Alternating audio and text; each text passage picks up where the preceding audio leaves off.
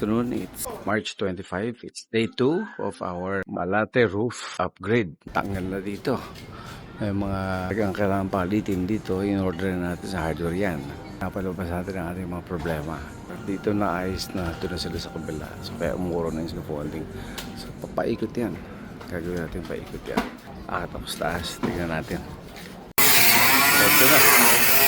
Tingnan taas. Ito mga galaw. Scaffolding. Cutting na.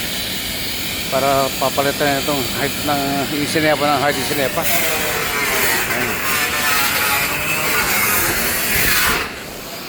Ayan ang ating yun.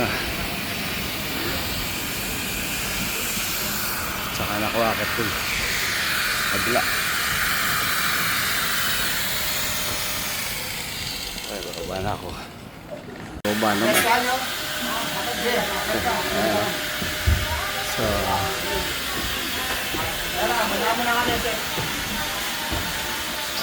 ingat pre ha.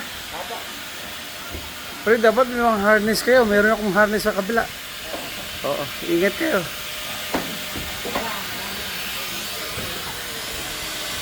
Okay. Ayan.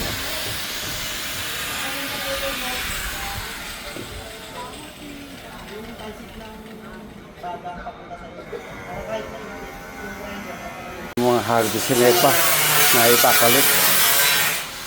So, mag-expect tayo dito. Dami dito ang dumi.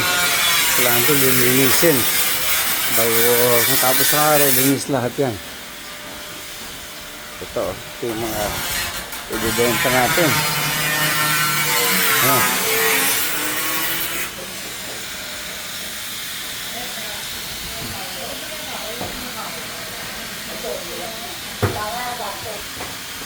So, till our next update.